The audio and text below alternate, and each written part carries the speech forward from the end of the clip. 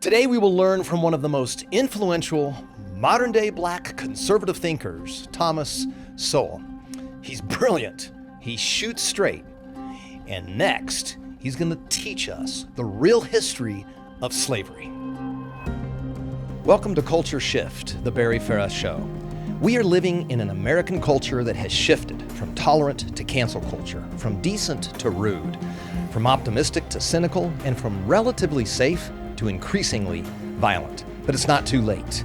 I hope to equip you with a historical framework applied to current events so you can lead and get America back on track for good. Hey, welcome back to the Barry Farah Show, Culture Shift. Today we learn from another great black conservative leader, Thomas Sowell. He's brilliant. His scholarly works touch economics and political science and other areas. Today, we will learn from him the real history of slavery. Now, critical race theorists are factually wrong, as they are now reacting to parents across the country who are upset that their kids are being taught to recite that they're racists. The liberals are once again attempting to skew the truth. They're saying, look, you're overreacting. And they're insinuating that people just want to be shielded and that they don't want to learn about slavery. That's just not true. They just want to learn what's true. Today, you will learn the actual history of slavery. And there's no one more qualified than Dr. Sowell to teach us. Dr. Sowell's now 90, and he is still influencing millions. Dr. Sowell was born in a poor black home in North Carolina. His father died shortly before he was born. His family moved to Harlem, New York, when he was 9. A lot of blacks migrated to the North back then, getting away from the horrible Jim Crow laws. Now, Jim Crow laws were state laws that were passed in the South by Democrats to continue to discriminate against black people after the South had lost the Civil War. Now, as a kid, young Tom had a fatherly figure who introduced him to the New York Library. He became voraciously, intellectually curious. He was still poor, but he loved to learn, and people were well-mannered around him. And in hindsight, when he looks back, he felt safe. He was so smart, though, that he got into this prestigious high school in New York City, but he had to drop out at 17 due to financial problems at home. He worked in a machine shop and as a delivery man, and then he went into the Marine Corps, and then he served in the Korean War. He came back and he attended Howard University, but then he finally got into Harvard. At Harvard, he was extraordinary. He did better than 80% of his mostly white colleagues. But what's interesting is he became a Marxist, and that was around his sophomore year in college. He went on to obtain his master's at Columbia University, did that in just 1 year, and then he entered the prestigious School of Economics at the University of Chicago for his doctorate. He says that from about age 20 to 30, he was still a Marxist. It's kind of funny. He doesn't credit world-famous free market economist Milton Friedman, who was over there at the University of Chicago. He took classes from him in Chicago for changing his outlook. He says what changed his view was due to observations that he made while he was a summer intern at a federal government agency. For starters, a pretty traumatic scene was there's this guy who died of a heart attack in front of a building full of doctors, and the guy wasn't even helped because the bureaucracy inside doesn't allow for that agency to take care of him, to treat him. Second, he noticed that the department that he was working in wasted a lot of money and arguably caused as much harm as good. It's an agency. It had its own personal agenda. He was riveted on actual outcomes. Now, he had studied Marx and Engels profusely in high school, in college. He was really kind of an expert. But following the advice of one of his Harvard professors, he tested the theory against realities that were on the ground. And he found that Marx and Engels' ideas couldn't be supported by scientific analysis. They couldn't even handle cause and effect. And he proved their arguments started someplace in the middle at an illogical point, and that their conclusions fell apart when they were exposed. They amounted to a complex negation of negation argument. Sounds real sophisticated, but it's just not true. Marxism can't even correctly determine how the price of a good is established. It's pretty simple. By the time Dr. Sowell was 38, he was one of the foremost opponents of Marxism. He was devoted to empirical reality.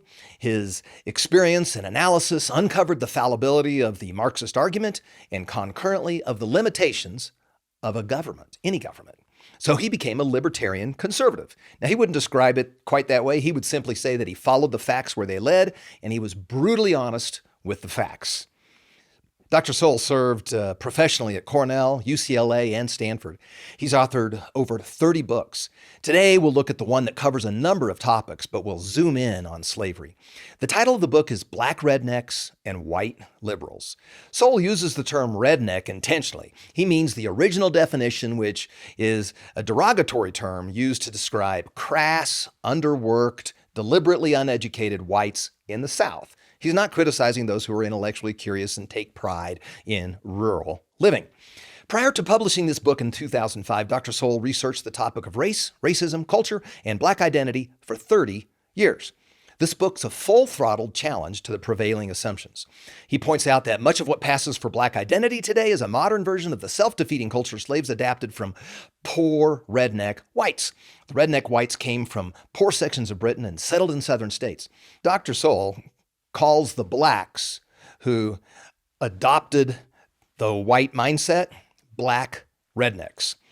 Sowell demonstrates that from 1914 to 1918, during World War I, white soldiers from Georgia, Arkansas, Kentucky, and Mississippi scored lower on intelligence tests than black soldiers from Ohio, Illinois, New York, and Pennsylvania. His point is that just a generation or two after slavery, blacks in the North were getting educated and largely living in intact homes and beginning to flourish. They were doing better than whites in the South, in some cases. In fact, less than 25% of black children were born out of wedlock. And that includes all of those guys in the South. By the mid-70s, an alarming 75% of black children were born out of wedlock. The stats show that these children would not be raised by both a father and a mother, and on average, these children would become less self-reliant adults. What caused this problem? Well, according to Dr. Sowell, white liberals. They pushed programs since the 1960s that aided and abetted a lifestyle that's essentially a remnant of the redneck culture that handicapped Southern whites and blacks alike. Sowell's research shows that blacks are encouraged to embrace a victim mindset. In his view, the clear culprit is the massive welfare programs in the United States in the 1960s and following.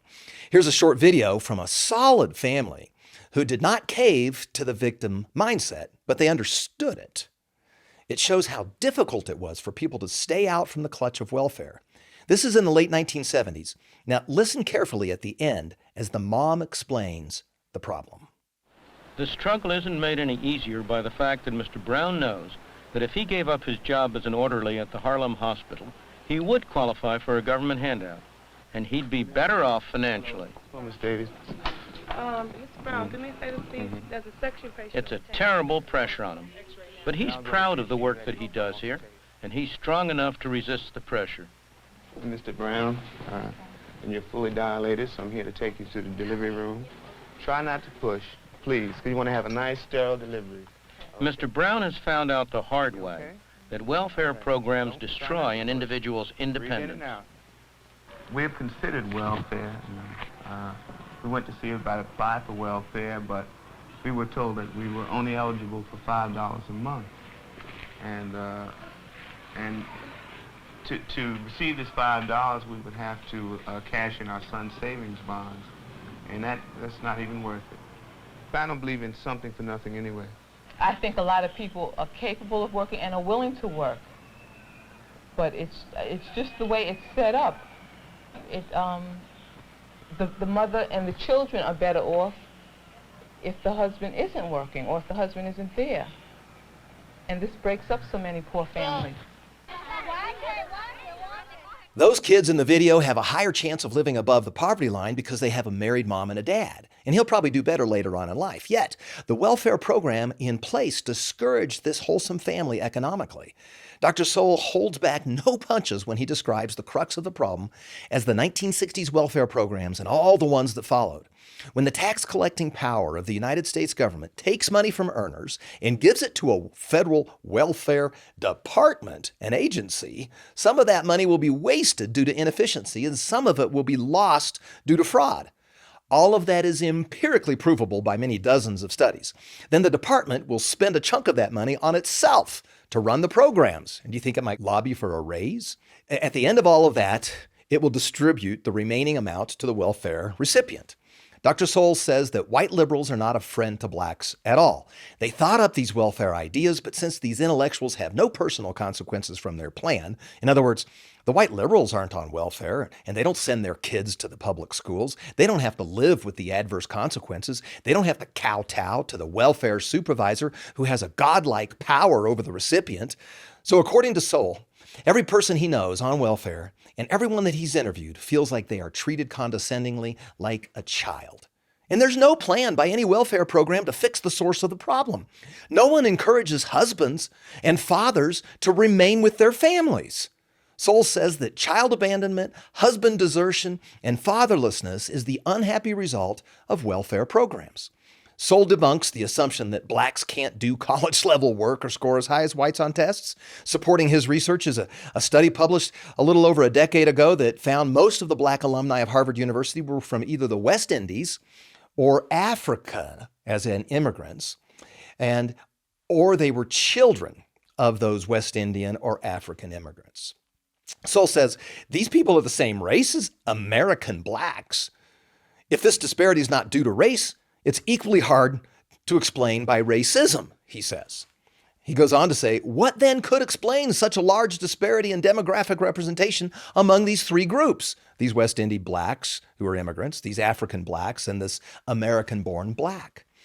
Dr. Sowell suggests that they have different patterns of behavior and different cultures and values behind their behavior. It's that simple. Slavery also cannot explain the difference between American blacks and West Indian blacks living in the United States because the ancestors of both were enslaved, coming from the same place. When race, racism, and slavery all fail the empirical test, what's left? His answer is as follows. As late as the 1950s, poor Southern rednecks were regarded by the Northern employers and law enforcement officials as lazy, lawless, and sexually immoral. This pattern was also true of blacks in the South, since they had shared this subculture, kind of adopted it. Over the last half century, poor whites and most blacks have moved up in class and affluence. But the ghetto remains full. White liberals keep them in the grip of a dysfunctional black redneck culture, says Dr. Sowell. They convert that into a sacrosanct symbol of racial identity. The argument of critical race theory is sourced in Marxism. The Marxist concept is that the worker's trapped and effectively a victim and a slave. The critical race theory just kind of replaces words and uses the same concept. It takes those same frail claims and just replaces bourgeois with whites and workers with blacks. All whites are the oppressors and all blacks are the workers, or the victims, the oppressed. And it all goes back to slavery. Everything is through the lens of slavery. It's just not true. First of all, they skip this huge chunk of time from after slavery to the 1960s. In Chapter 3 of this book, Sowell provides extensively researched and a thoroughly sourced, data-based examination of the real history of slavery. And it's something we all should learn.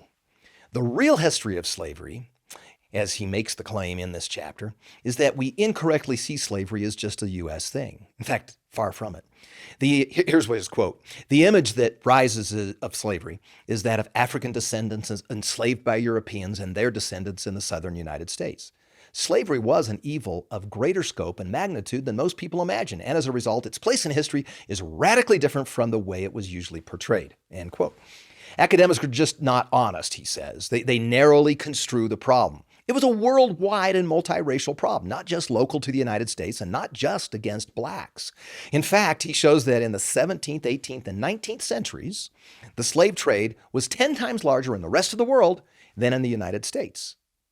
He asks why anyone would wish to arbitrarily understate an evil that plagued mankind in all these other places for thousands of years. He answers his own question.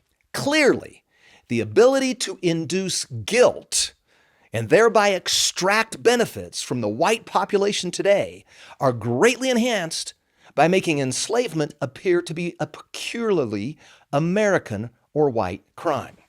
Dr. Sowell goes on to explain how, in the Middle Ages, the white Slavs were so widely used as slaves, the very word slave is derived from Slavs. And those white slaves were so widely traded in Europe and in brown Islamic countries that the word for slave is also used by the Arabic-speaking world. Not that many centuries ago, China had one of the largest and most comprehensive slave markets in the world. There were more slaves in India than in the entire Western Hemisphere. In some parts of Southeast Asia, slaves were the majority of the population. Way before Columbus sailed the ocean blue, North America had slaves. The indigenous peoples of North America enslaved other indigenous people of North America. In fact, Dr. Sowell uses facts to debunk the underlying claim that slavery grew out of racism. For most of history, for most of the human race, slavery was colorblind. Slaves were chosen from amongst the closest, vulnerable people that more powerful people could enslave.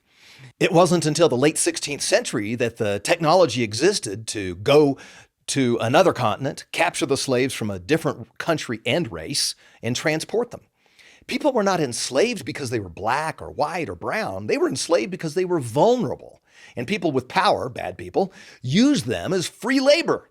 In fact, at least 600 years before the first slave was brought to the United States, the vulnerable people of the Balkans were enslaved by fellow Europeans.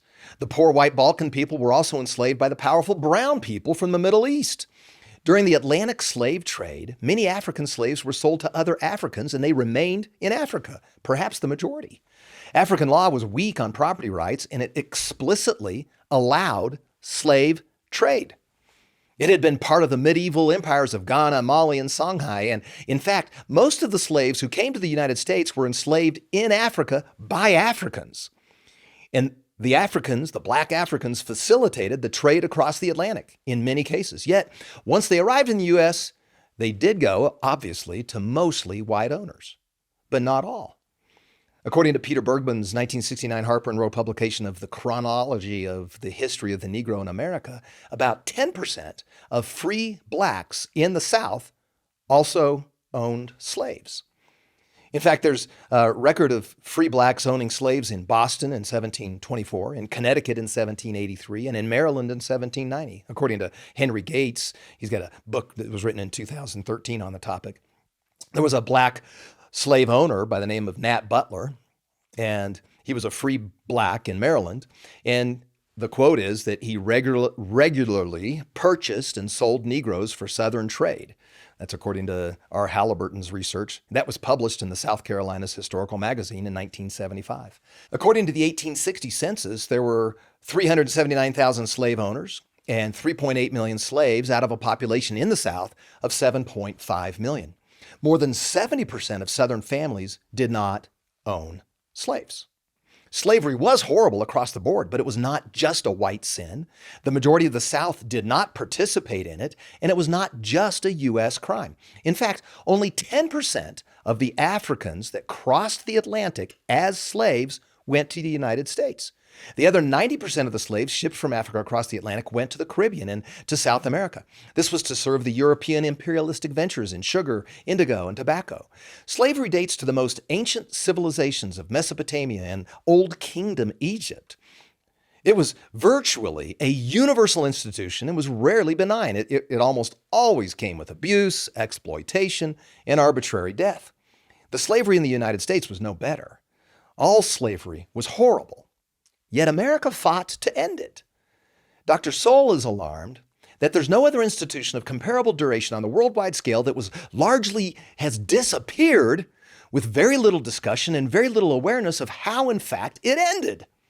He compares slavery to the Roman Empire. There's so much that's been written on the rise and fall of the Roman Empire, but in comparison, it did not encompass even 1/10 as much of the world as the institution of slavery. Yet, very little is mentioned about the rise and fall of slavery. He asks, why is that? So Dr. Sowell is left to answer the question. He says it's clearly, in his quotes, to induce guilt. His aggregated research compares the U.S. battle against slavery to the rest of the world. The Civil War was decisive and it only took 4 years. In most of the rest of the world, it existed much longer and took much longer to eradicate.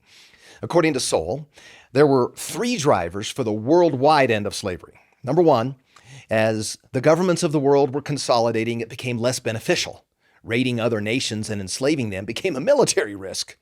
By the early 1800s, the Balkans, rural Asia, and sub-Saharan Africa were the last areas where large numbers of people could be newly enslaved. This didn't set free all the white, black, and brown legacy slaves, those guys were still slaves. But you couldn't get new slaves allowed by the respective government from anywhere but those three areas. Number two, the Catholic Church put pressure on not enslaving Christians. Now, it would have been a lot better if they would have said, don't enslave anyone, but large parts of Europe were now off limits. Third, the Western world, championed by evangelical Christians, developed a moral revulsion against slavery. This third point was the only driver in the United States. Yet before the U.S., Britain, largely through Wilberforce, initiated a sustained moral message that helped kill officially the sanctioned slavery. Slavery should have never existed. It should have ended much earlier.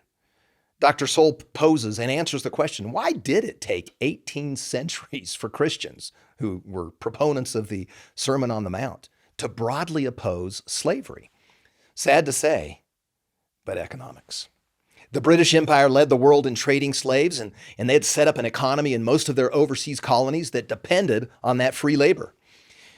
There are Christians in name only, and there are evangelical Christians who believe the Bible to be a guide for their life. Evangelical Christians like William Wilberforce made the moral argument that slavery was against Christ's commands. It was a lifetime effort by him and others, but finally the message sank in. But here's the real shocker. Dr. Sowell's research shows that there is no evidence that slavery came under any attack in any country, anywhere in the world, until the 18th century. No political leaders, no religious leaders, no journalistic leaders, no outcry. But thankfully, by the 19th century, the leading slave traders became the leading slave destroyers. When Britain stamped out slavery, they were at the zenith of their power. And they had diplomatic muscle to influence decisions upon a quarter of the world. Africans, Asians, Arabs, and others bitterly opposed dropping the slave trade. But Britain was powerful, and they insisted. Here's an example. The British Navy entered Brazilian waters and destroyed the Brazilian slave ships. They pressured the Ottoman Empire to stop the practice. The Ottoman leader said it was their custom and their economy depended on it, and they resisted it. But Britain, thankfully, persisted. Germans followed suit. They stopped the slave trade in their East African colonies. The French did the same in the Caribbean colonies. All those folks who made it to Harvard. The USA pressured the Philippines to end the slave trade. Dr. Sowell's research shows that all the other non-Western countries wanted to keep slavery going. In fact, this is amazing, but for more than a century after Britain had officially ended their slave trade, the other non-Western countries kept the practice. As an example, here's what the leader of the indigenous people of nice little New Zealand said. This is a quote. "We took possession in accordance with our customs and caught all the people.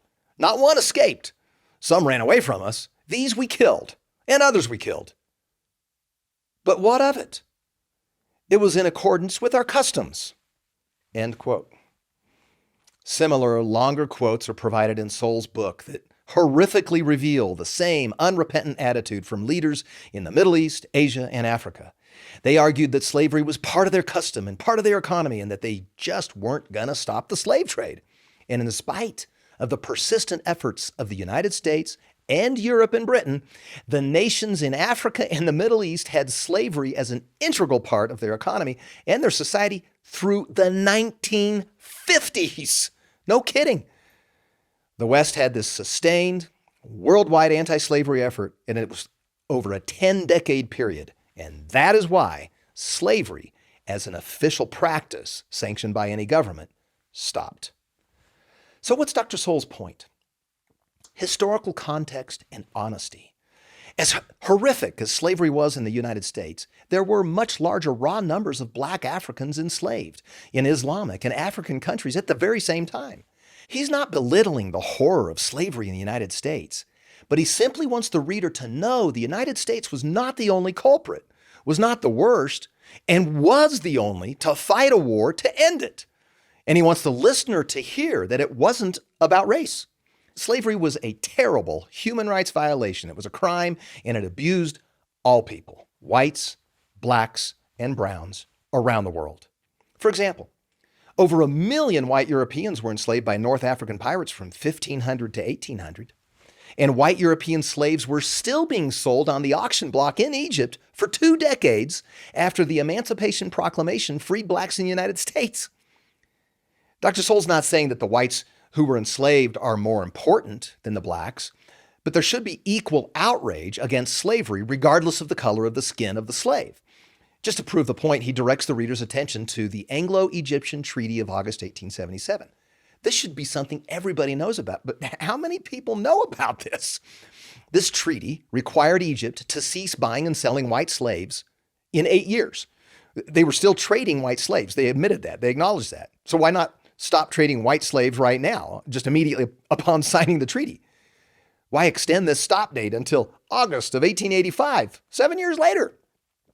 8 years later. First, the brown owners of white slaves didn't feel guilty at all. Second, the Egyptians argued that their national economy needed time to transition from the business of buying and selling white slaves. Third, there was no moral outcry here. Dr. Sowell seems most dismayed about those who deliberately skew data to avoid facing internal change. To him, it's hypocrisy. First, historians should acknowledge that slavery was a worldwide problem. Second, they should not ignore the traumas of slavery today. Though slavery was stamped out in most nations, he says, why so much more concern for dead people who are now beyond our help than for living human beings suffering the burdens and humiliations of slavery today? End quote. And as of this podcast, there are an estimated 28 million slaves, excluding sex trafficking.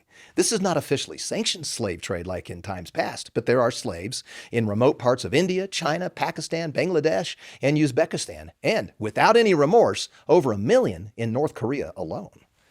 Dr. Sowell's primary argument in this chapter on the real story of slavery is not to marginalize how bad slavery was, but to shift the focus to actionable behavior now that can improve people's lives. He says, and this is a quote, external explanations of black-white differences, discrimination or poverty, for example, seem to be more amenable to public policy than internal explanations. Alternative explanations of economic and social lags provide a more satisfying ability to blame all such lags on the sins of others. He goes on, and I'm quoting, equally important, such external explanations require no painful internal changes in the black population, but leave all changes to whites who are seen as needing to be harangued, threatened, or otherwise forced to change.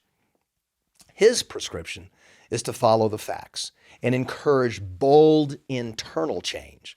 Homes with fathers and mothers do better regardless of race. The evidence is irrefutable. Just look at the National Center for Education statistics. The percentage of children living in poverty with a married mom and dad is only 7%. If you're a child where only the father's in the home, your chance of living in poverty doubles to 18%. But if you're a child of a single mom, your chance of living in poverty grows by over 5 times to 37%. And under Democrat Obama, that same child had an even worse 44% chance of living in poverty. If you look at the same statistics by race, the stats do worsen for Black and Hispanics, and they improve a little bit for whites and Asians and Pacific Islanders. But they all have the same pronounced delta. The empirical proof is that kids do better when they have a married mom and dad in the home. Dr. Sowell suggests that instead of blaming whites for unsubstantiated racism, that white liberals should be more honest about comparing what actually happened to the black family since the liberal welfare state policies of the 1960s. Those were put in practice at that time. He complains that white liberals deceptively compare black families to white families and conclude that the higher rates of broken homes and unwed motherhood among the blacks are due to a legacy of slavery. He says, if that's true, then why was the black family in such good shape right after slavery? There are dramatically more broken homes among blacks now than in 1950 or 1900. The blacks of 1900, he says, were just 1 or 2 generations out of slavery. Yet, that stat shows that widespread abandonment by fathers of their children in the ghettos of 2000 is much worse than in the immediate aftermath of slavery. In fact, when those slaves were freed, the men, the black fathers, hunted desperately to find and reunite with their wives and their kids and other family members who had been separated from them during the era of slavery. This black, Harvard, Cornell, Chicago-educated, up from poverty, Dr. Thomas Sowell is a no excuses kind of a guy. He says there are many who find a good alibi far more attractive than an achievement. Another quote, he says, whites walk on eggshells for fear of being called racists, while many blacks are preoccupied with protecting the image of black students rather than protecting their future by telling them the blunt truth. He reminds us that blacks with traditional family values have always done well. As late as the mid-1960s, the highest-ranking blacks in New York's police department were West Indians, as were all the black federal judges in the city. The look-back period of the 1970 census showed that black West Indian families in the New York metropolitan area had 28% higher incomes than the families of American blacks. The incomes of second-generation West Indian families living in the same area exceeded that of black families, American blacks, by 58%. Neither race nor racism can explain such a difference, nor can slavery, since native-born blacks and West Indian blacks both had a history of slavery. That's his quote. Later you find that many of these blacks were loaded on the boat at the same time. In other words, 90% of them went to the West Indies and South America. 10% of those blacks went to the U.S., but they came from the same African source. So what does explain the difference? The traditional Christian nuclear family. A family with a father and mother is a better place to learn self-confidence and self-reliance than any other. And on average, there's not a better advocate than a father to teach a child how to maneuver in the marketplace. And that's how all those West Indies blacks have done so well in New York compared to their American-born blacks. At the end of the day, Dr. Sowell thinks that the concept of systemic racism is frail and unsubstantiated. The total body of Sowell's work on race is a fact-based challenge to the notion that black progress is due to progressive government programs or policies. He's got other books on the topic, and they all demonstrate with searing truth that the government is not a good savior for minorities. The government should stop incentivizing father desertions. Meanwhile, critical race theory keeps blacks in this victim mode and places whites in this apologetic position for the sins of others with whom they even disagree and whom have long been dead. It's based on collective guilt, based on skin color. It'd be better to face facts. I'm responsible for my sin. You are responsible for yours. I'm not responsible for yours, and you are not responsible for mine. Critical race theory attempts to connect you personally to a historically inaccurate message on slavery and engineer ways to remove personal responsibility and beat everyone down. It lowers the standards of achievement and holds everyone back. The theory articulated in the Declaration of Independence is much better. It's the idea that you are created equal. It allows for all people to be lifted up. It's time for Dr. Sowell's academic work on race to be widely learned in schools. The facts allow room for a clear and true message. Slavery was horrible. It was not exclusive to whites or blacks or the United States. But where do we go from here? Live responsibly. A married mom and dad provide children with the best potential environment for security, confidence, strength of character, and success in the world. Any government program that hinders that should cease. We are created equal. It's time we teach the facts and shed foolish theories to your success, and that depends on your freedom. Hi, I'm David Farah. Thank you for listening to my dad's podcast, The Barry Farah Show, Culture Shift. Click subscribe now to be sure you don't miss an episode. Share this podcast with your friends on social media and give The Barry Farah Show your 5-star rating. Check out today's show notes below this episode and at thebarryfarahshow.com. This podcast is also available in video format at The Barry Farah Show on YouTube. See you next time.